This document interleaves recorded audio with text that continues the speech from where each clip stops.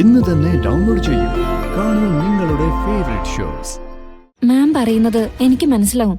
പക്ഷേ അകത്ത് ഗാഥാ മാഡം കാണിക്കുന്ന വാശി കാണുമ്പോ ആരുടെയെങ്കിലും വാശി കണ്ട് മനസ്സ് പതറിപ്പോയാലേ എല്ലാം കൈവിട്ടു പോകും. സോ എനിക്ക് ഗാഥയുടെ മുമ്പിൽ കടുംപിടുത്തക്കാരിയായി മാറേണ്ടി വരും. നീ അമ്മയുടെ കയ്യിൽ കൊടുക്ക്, ഞാനൊന്ന് സംസാരിക്കട്ടെ.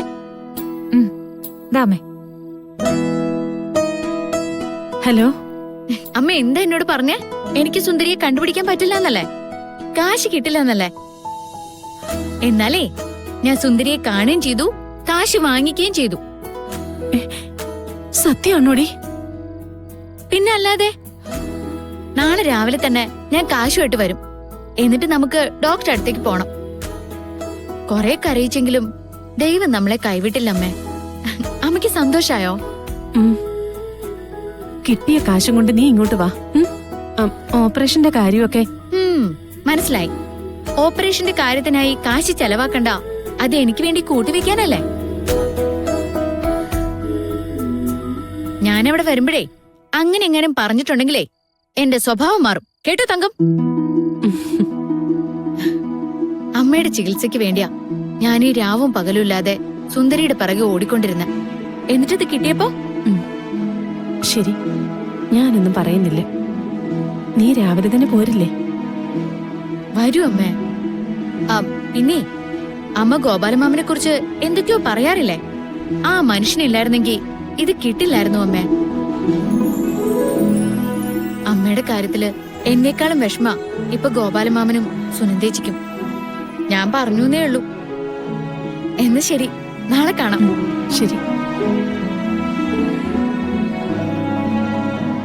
കൃഷ്ണേ, ഒരു കാര്യം വിചാരിച്ചാലേ അത് സാധിച്ചിട്ടേ അവൾ അടങ്ങത്തുള്ളൂ.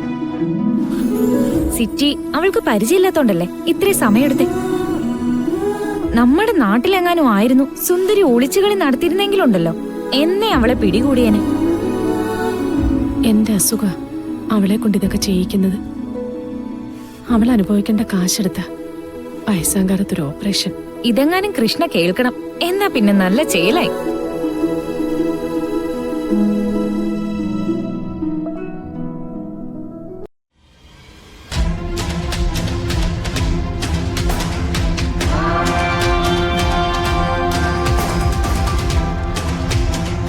എന്തു പറ്റി മാം? മാം എന്താ വല്ലാതിരിക്കുന്നത്? ഏയ് ഒന്നുമില്ല. ശരി, ഞാനിത് കൊടുത്തിട്ട് വരട്ടെ.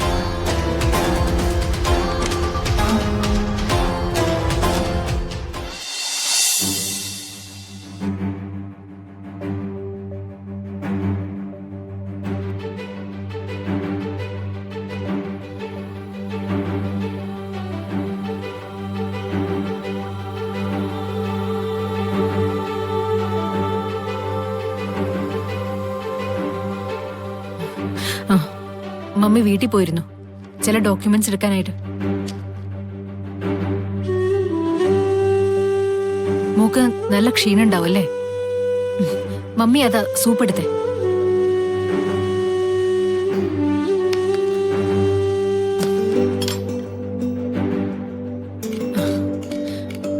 മോളിത് കഴിക്കേ. ആ മോളെ,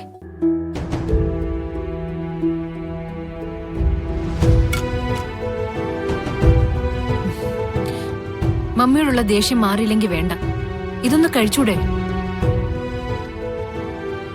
മോളെ, എത്രയും വേഗം സുഖമായിട്ട് ഇവിടുന്ന് എഴുന്നേക്കണ്ടേ? ഇതെല്ലാം കഴിഞ്ഞിട്ട് മോളിനോട് ദേഷ്യമോ വാശിയോ എന്താച്ചാ കാണിച്ചു. പ്ലീസ് മോളെ, കുറച്ചെങ്കിലും ഒന്ന് കഴിക്കേ. ദാ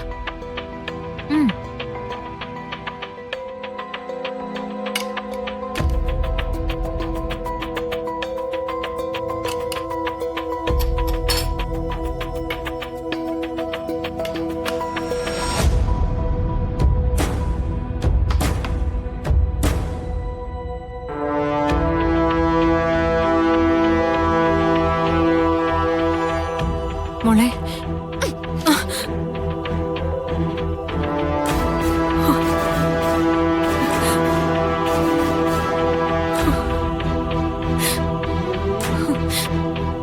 മോളുടെ മുമ്പിൽ എത്ര താഴാനും മമ്മിക്ക് മടിയില്ല.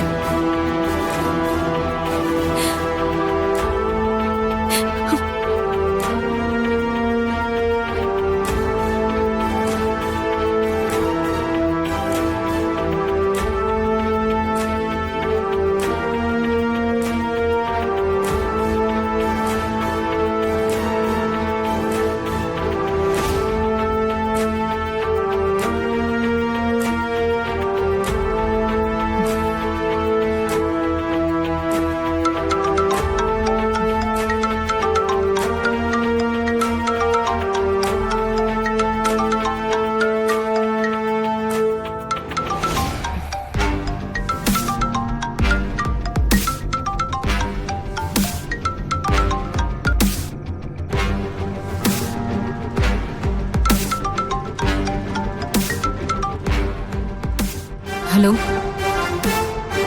മാം, ഞാൻ ഒരുപാട് തവണയെ ഗാദി ഫോണിൽ വിളിക്കുന്നു, കിട്ടുന്നില്ല. എന്തുപറ്റി?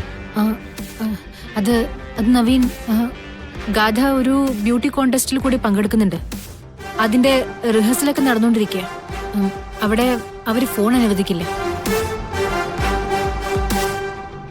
ഓ, അതായിരുന്നു കാര്യം. തിരക്ക് കഴിയുമ്പോൾ ഗാദയോട് എന്നൊന്ന് വിളിക്കാൻ പറയും. ആ യെസ്, ഞാൻ വിളിക്കാൻ പറയാം. ഓക്കെ.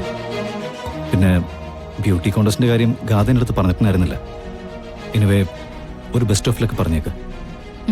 ഓക്കെ നവീൻ. ഓക്കെ മാം.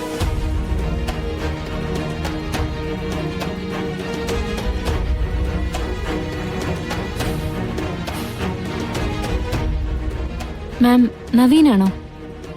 യെസ്. അവർ തമ്മിൽ ഇപ്പൊ സംസാരിക്കണ്ട. മാം പറയുന്നത് എനിക്ക് മനസ്സിലാവും. പക്ഷേ അകത്ത് ഗാഥാ മാഡം കാണിക്കുന്ന വാശി കാണുമ്പോ ആരുടെയെങ്കിലും വാശി കണ്ട് മനസ്സ് പതറിപ്പോയാലേ എല്ലാം കൈവിട്ടു പോകും. സോ എനിക്ക് ഗാഥയുടെ മുമ്പിൽ കടുംപിടുത്തക്കാരിയായി മാറേണ്ടി വരും.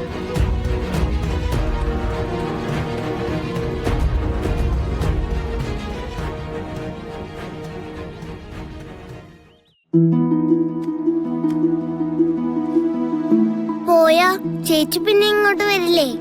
പിന്നെ വരാതെ. ബാക്കി മോളെ കാണാൻ വരില്ലേ? അച്ഛനും അമ്മയും കാണാൻ വരില്ലേ? ഇടയ്ക്കിടയ്ക്ക് വരണം കേട്ടോ, എനിക്ക് കാണാൻ കൊതിയാവും. വരാം. കൃഷ്ണേച്ചി പെട്ടെന്ന് തിരിച്ചു വരാം. മോളെ,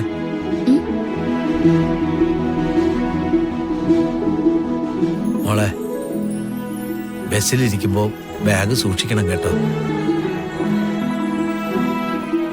ഇതെന്റെ അമ്മയുടെ ജീവനല്ലേ, അത് ഞാൻ കാത്തു സൂക്ഷിച്ചോളാം. ഗോപാലമ്മ, എങ്ങനെ നന്ദി പറയണ്ടെന്ന് എനിക്കറിയില്ല. മാമൻ എന്നെ തിരിച്ചു വിളിച്ചില്ലായിരുന്നെങ്കിൽ, ഇങ്ങനെയൊക്കെ കൂടെ നിന്നില്ലായിരുന്നെങ്കിൽ ഒരിക്കലും ഈ പണം എനിക്ക് തിരിച്ചു കിട്ടില്ലായിരുന്നു.